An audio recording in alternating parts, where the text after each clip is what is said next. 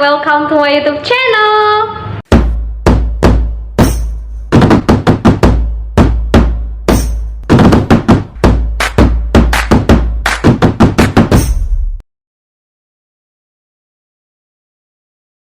Perkenalkan, nama saya Nanda Indria Safitri dari Program Studi Teknologi Pangan dan Hasil Pertanian, Fakultas Teknologi Pertanian Universitas Gadjah Mada dengan nomor induk mahasiswa 21-47447-TP-13079. Di video kali ini, saya akan mempresentasikan mengenai hasil pengerjaan ujian tengah semester pada mata kuliah Statistika Pertanian untuk Teknologi Pertanian dengan dosen pengampu Bapak Irwan Endrayanto dan Ibu Oki Almas. Tanpa berlama-lama lagi, langsung saja kita menuju pada presentasinya. Sebelum itu, perlu diketahui bahwa pada ujian tengah semester mata kuliah Statistika Pertanian untuk Teknologi Pertanian ini telah diberikan 3 buah soal yang nantinya akan saya jawab melalui penjelasan materi. Untuk itu, saya akan menjawab secara berurutan dimulai dari pertanyaan nomor 1.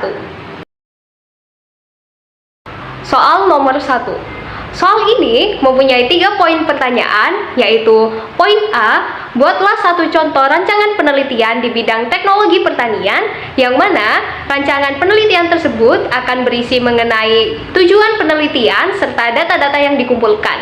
Poin B, jelaskan mengenai konsep variabel random, dan selanjutnya, dari contoh rancangan penelitian yang telah dibuat, sebutkan variabel randomnya.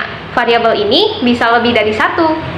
Poin C, jelaskan lebih lanjut mengenai teknik sampling yang digunakan dalam penelitian tersebut. Dalam pembuatan rancangan penelitian kali ini, digunakan jurnal yang telah saya peroleh melalui website Science Direct berdasarkan Journal of Functional Food dengan judul Inulin Enriched Durum Wheat Spaghetti, Effect of Polymerization Decree on Technological and Nutritional Characteristics. Selanjutnya, tujuan dari penelitian tersebut adalah menganalisis pengaruh derajat polimerisasi atau biasa disebut dengan DP terhadap kualitas, sifat sensorik, indeks glikemik atau GI, dan pelepasan inulin setelah simulasi pencernaan in vitro pada spaghetti yang telah diperkaya oleh 4% inulin pada 2 derajat polimerisasi, yaitu Cardon Roots atau CRI high DP dan Chicory atau CHI low DP. Sementara itu, data-data yang telah dikumpulkan pada penelitian kali ini diantaranya adalah yang pertama, kandungan DP termasuk CHI dan CRI pada mud, rust, cap, dan tim. Kemudian ada kualitas produk spaghetti kering. Selanjutnya ada sensory properties yang meliputi elasticity, firmness, fibrose, bulkiness, adhesiveness, color, odor, taste, dan OQS atau Oil Quality Sensor. Selanjutnya ada Glycemic Index atau biasa disebut dengan GI, kemudian ada kadar inulin, dan terakhir ada jumlah fruktosa. Selanjutnya, kita akan beralih menuju topik mengenai variabel random. Apa sih variabel random itu? Dan di mana kita bisa menemukan variabel random itu? Sebelumnya, kita akan mulai dari definisinya. Variabel random merupakan satu cara memberi harga angka kepada setiap elemen ruang sampel dengan fungsi dalam variabel bernilai real yang harganya ditentukan oleh setiap elemen dalam ruang sampel. Dengan kata lain, variabel random atau dikenal juga dengan PU acak merupakan suatu fungsi yang memetakan setiap anggota ruang sampel ke bilangan real. Secara umum, variabel random sendiri dikelompokkan menjadi 2, yaitu variabel random discrete dan variabel random continue. Variabel random discrete merupakan variabel random yang didefinisikan pada ruang sampel discrete dan hanya dapat menjalani harga-harga berbeda yang berhingga banyaknya atau sama banyaknya dengan bilangan bulat. Contoh kasusnya adalah jumlah produk yang rusak dalam penelitian terhadap 50 produk baru. Dalam hal ini, arti dari berhingga banyaknya adalah memiliki rentang nilai yang dapat ditentukan. Pada contoh kasus tersebut, jumlah produk yang rusak memiliki bilangan utuh atau mutlak atau bukan desimal yang memiliki nilai minimum 1 dan nilai maksimum 50. Hal tersebut tentu saja berbeda dengan variabel random continue. Variabel random continue merupakan variabel random yang didefinisikan pada ruang sampel continue yang dapat menjalani setiap harga dalam suatu interval tak berhingga banyaknya. Contoh kasusnya adalah volume air mineral pada kemasan botol. Misalkan, teman-teman membeli sebotol air mineral dengan volume yang tertulis adalah 600 ml. Bisa saja, volume sebenarnya dari air mineral tersebut adalah 599,1, 599,15, dan seterusnya, atau bahkan mungkin bisa saja mencapai 600,01, dan seterusnya. Jadi, ada tak berhingga titik di antara interval volume air mineral tersebut. Selanjutnya, kita kembali pada jurnal rancangan penelitian. Pada penelitian tersebut, terdapat dua macam variabel random, yaitu variabel random discrete dan variabel random continue. Variabel random discrete pada rancangan penelitian tersebut adalah jumlah fruktosa, sedangkan untuk variabel random continue diantaranya adalah pengaruh derajat polimerisasi pada kualitas, pengaruh derajat polimerisasi pada sifat sensorik, pengaruh derajat polimerisasi terhadap indeks glikemik atau GI, dan pengaruh derajat polimerisasi pada pelepasan inulin. Variabel random tersebut dapat dilihat pada tabel data berikut ini. Kemudian, untuk teknik sampling yang digunakan pada rancangan penelitian tersebut adalah purposive sampling yang termasuk ke dalam non-probability sampling. Analisis statistik pada rancangan penelitian ini menggunakan t-test, di mana t-test termasuk ke dalam teknik pengambilan sampel berupa purposive sampling. Di samping itu, saya akan menjelaskan mengenai apa itu teknik purposive sampling. Menurut Yunus Hadi pada tahun 2016, metode pengambilan sampling purposif adalah metode sampel yang dipilih secara cermat dengan mengambil objek penelitian yang selektif serta mempunyai ciri-ciri yang spesifik. Sampel yang diambil memiliki ciri-ciri yang khusus dari populasi sehingga dapat dianggap cukup representatif. Ciri-ciri maupun strata yang khusus tersebut tergantung pada keinginan peneliti. Selanjutnya kita beralih pada soal nomor 2. Soal nomor 2 berisi 2 poin pertanyaan, diantaranya adalah poin A, jelaskan untuk kasus seperti apa distribusi Poisson digunakan, dan poin B, bersama kelompok Anda, carilah jurnal yang membahas tentang aplikasi distribusi Poisson di bidang teknologi pertanian, kemudian sebutkan variabel yang memiliki distribusi Poisson, dan jelaskan mengapa distribusi Poisson atau metode yang terkait distribusi Poisson digunakan pada penelitian tersebut. Baik, untuk yang pertama, saya akan menjelaskan mengenai apa sih pengertian dari distribusi Poisson menurut para ahli tentunya. Walpole pada tahun 1995 mengatakan bahwa distribusi Poisson merupakan suatu distribusi peluang acak Poisson X yang menyatakan banyaknya sukses yang terjadi dalam suatu selang waktu atau daerah tertentu. Bilangan X yang menyatakan banyaknya hasil percobaan dalam suatu percobaan Poisson disebut dengan peubah acak Poisson, dan sebaran peluangnya disebut dengan sebaran Poisson. Hal tersebut memiliki arti yang tidak jauh berbeda dengan pengertian lain dari distribusi Poisson tersebut. Menurut Rahma dan Purhadi pada tahun 2014, distribusi Poisson merupakan suatu distribusi yang dipergunakan untuk peristiwa dengan probabilitas kejadiannya kecil, di mana kejadian tersebut tergantung pada interval waktu tertentu atau di suatu daerah tertentu dengan hasil pengamatan yang berupa variabel diskrit. Selanjutnya, saya akan membahas mengenai kasus seperti apa sih yang memerlukan distribusi Poisson. Asumsi pada kasus yang menggunakan distribusi Poisson adalah yang pertama, kejadian-kejadian yang ada tidak terjadi secara bersamaan. Kemudian, kejadian independen satu sama lain. Dan yang terakhir, peluang suatu kejadian tidak bergantung pada selang waktu terjadinya dengan kejadian sebelumnya. Salah satu contoh kasus yang bisa diselesaikan menggunakan pendekatan distribusi Poisson adalah berapakah peluang kunjungan terhadap sebuah situs sebanyak 63 kali dalam kurun waktu 15 menit jika diketahui rata-rata kunjungan per menitnya adalah 4 kali.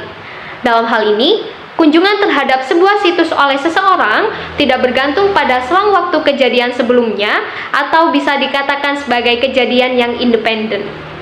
Sekarang, saya akan menjelaskan mengenai pengaplikasian distribusi Poisson di bidang teknologi pertanian dengan jurnal yang telah saya peroleh melalui website Science Direct berdasarkan Helion yang berjudul Modeling Adoption Intensity of Improved Soybean Production Technologies in Ghana, a Generalized Poisson Approach.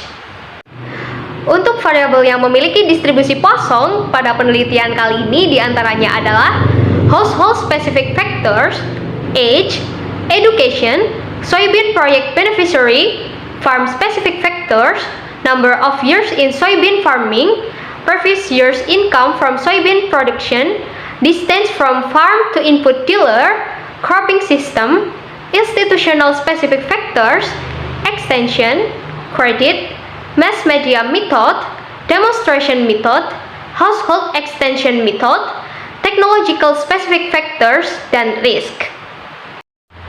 Kemudian, mengapa distribusi Poisson digunakan pada penelitian ini?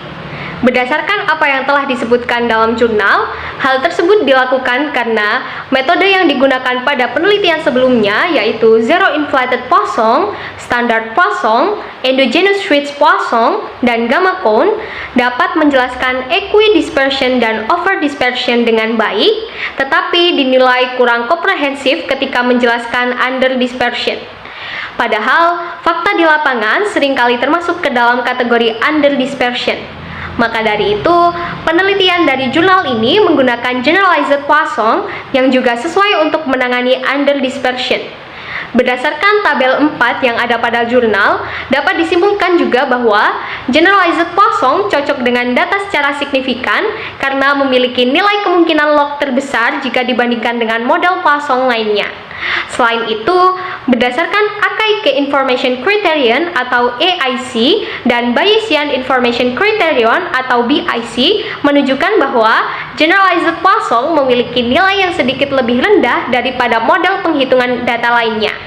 Hal tersebut menunjukkan pembenaran secara signifikan dalam menggunakan Generalized Poisson untuk memperkirakan intensitas adopsi teknologi produksi kedelai. Berikut merupakan rumus distribusi peluang yang digunakan pada penelitian tersebut. Selanjutnya, kita akan beralih ke soal nomor 3. Soal tersebut berupa soal penerapan variabel random continue dalam kehidupan sehari-hari. Langsung saja kita baca soalnya. Gaji fisikawan dalam spesialisasi tertentu kira-kira didistribusikan secara normal. Jika 25% dari fisikawan ini berpenghasilan kurang dari $180.000 dan 25% berpenghasilan lebih dari $320.000, maka kira-kira berapakah fraksi yang didapatkan jika A. kurang dari $200.000 dan B. antara $280.000 hingga $320.000? Mula-mula, kita tuliskan apa yang telah diketahui pada soal menggunakan pendekatan distribusi normal. Untuk yang pertama, diketahui bahwa 25% dari fisikawan berpenghasilan kurang dari $180.000. Hal tersebut dapat dituliskan sebagai berikut. P dalam kurung X kurang dari 180.000 sama dengan 0,25. Namun, oleh karena data yang kita miliki adalah distribusi normal, maka kita perlu mentransformasikannya menjadi distribusi normal standar yang dapat dituliskan dengan P dalam kurung Z kurang dari 180.000 dikurang mu per sigma. Di sini, kita masih belum mengetahui besar nilai mu dan sigma. Oleh karena itu, kita harus mencarinya terlebih dahulu guna menyelesaikan soal pada poin A dan B. Langkah pertama adalah dengan menentukan nilai Z melalui tabel distribusi normal yang memiliki angka mendekati peluang 0,25 dengan selisih paling kecil. Didapatkan dua nilai Z yang mendekati peluang bernilai 0,25, yaitu minus 0,66 dengan peluang bernilai 0,2546 dan minus 0,67 dengan peluang bernilai 0,2514. Diambillah nilai Z yang memiliki nilai peluang dengan selisih terkecil dengan 0,25, yaitu Z yang bernilai minus 0,67. Setelah itu, dapat dimasukkan ke dalam persamaan, yaitu P dalam kurung Z kurang dari 180.000 dikurang mu per sigma sama dengan P dalam kurung Z kurang dari minus 0,67. 180.000 dikurang mu per sigma sama dengan minus 0,67. Kemudian akan didapatkan persamaan 1, yaitu 180.000 dikurang mu sama dengan minus 0,67 sigma. Kemudian, langkah kedua adalah kita tuliskan apa yang telah diketahui dalam soal, yaitu 25% dari fisikawan berpenghasilan lebih dari 320.000 dolar. Hal tersebut dapat dituliskan sebagai berikut. P dalam kurung X lebih dari 320.000 sama dengan 0,25. Ditransformasikan menjadi distribusi normal standar sehingga dapat dituliskan menjadi 1 min P dalam kurung Z kurang dari 320.000. Selanjutnya, 1 min P dalam kurung Z kurang dari 320.000 sama dengan 0,25. Kemudian 0,25 dipindah ruaskan ke kiri sehingga menjadi 1 dikurang 0,25 sama dengan P dalam kurung Z kurang dari 320.000. Hasilnya 0,75 sama dengan P dalam kurung Z kurang dari 320.000 dan didapatkan nilai Z adalah 0,75. Selanjutnya, kita harus menentukan nilai Z melalui tabel distribusi normal yang memiliki angka mendekati peluang 0,75 dengan selisih paling kecil. Dan didapatkan dua nilai Z yang mendekati peluang bernilai 0,75, yaitu 0,67 dengan peluang bernilai 0,7486 dan 0,68 dengan peluang bernilai 0,7517. Kemudian, diambillah nilai Z yang memiliki nilai peluang dengan selisih terkecil dengan 0,75, yaitu Z yang bernilai 0,67. Setelah didapatkan nilai Z, kemudian angka tersebut dimasukkan ke dalam persamaan, yaitu P dalam kurung Z kurang dari 320.000 dikurang mu per sigma sama dengan P dalam kurung Z kurang dari 0,67. Kemudian, 320.000 dikurang mu per sigma sama dengan 0,67, sehingga didapatkan persamaan 2, yaitu 320.000 dikurang mu sama dengan 0,67 sigma. Setelah didapatkan dua persamaan, maka kedua persamaan tersebut dilakukan tahap eliminasi, yaitu dengan menjumlahkan persamaan satu dengan persamaan kedua, yaitu 320.000 dikurang mu sama dengan 0,67 sigma ditambah dengan 180.000 dikurang mu sama dengan minus 0,67 sigma. Didapatkan hasil 500.000 dikurang 2 mu sama dengan 0, kemudian minus 2 mu dipindah ruaskan ke ruas kanan sehingga menjadi 500.000 sama dengan 2 mu dan didapatkan hasilnya mu sama dengan 250.000. Setelah didapatkan nilai mu, maka nilai tersebut disubstitusikan ke dalam salah satu persamaan, dan kali ini saya memilih persamaan 2, yaitu 320.000 dikurang mu sama dengan 0,67 sigma. Selanjutnya, 320.000 dikurang 250.000 sama dengan 0,67 sigma, sehingga 70.000 sama dengan 0,67 sigma, dan didapatkan hasil sigma adalah sebesar 104.477. Setelah didapatkan nilai mu dan sigma, maka kita dapat menyelesaikan soal tersebut. Pada poin A, berapakah fraksi yang didapatkan untuk nilai kurang dari 200.000 dolar? Langsung saja kita dapat memasukkan nilai mu dan sigma ke dalam rumus, yaitu P dalam kurung Z kurang dari 200.000 dikurang mu per sigma, yaitu P dalam kurung Z kurang dari 200.000 dikurang 250.000 per 104.477, sehingga didapatkan hasil P dalam kurung Z kurang dari minus 0,48 sama dengan 0,3156. Hasil dari 0,3156 didapatkan dari tabel distribusi normal standar yang telah tercantum di bawah ini. Untuk poin B, berapakah fraksi yang didapatkan antara 280.000 hingga 320.000? Maka seperti pada poin A, langsung saja dapat dimasukkan nilai mu dan sigma ke dalam rumus sehingga dapat dituliskan sebagai berikut. P dalam kurung 280.000 dikurang mu per sigma kurang dari Z kurang dari 320.000 dikurang mu per sigma, sehingga menjadi P dalam kurung 280.000 dikurang 250.000 per 104.477 kurang dari Z kurang dari 320.000 dikurang 250.000 per 104.477 dan didapatkan hasil yaitu P dalam kurung 0,29 kurang dari Z kurang dari 0,67. Setelah itu dilakukan pengurangan yaitu P dalam kurung Z kurang dari 0,67 dikurangi P dalam kurung Z kurang dari 0,29. Hasilnya adalah 0,7486 dikurang 0,6141 sama dengan 0,1345. Seperti pada poin A, nilai-nilai tersebut dapat dilihat pada tabel distribusi normal yang telah tertera pada slide. Sekian video presentasi yang dapat saya sampaikan, kurang lebihnya mohon dimaafkan. Semoga teman-teman semuanya dapat memahami apa yang telah saya jelaskan pada video kali ini. Thank you for watching and see you in another chance.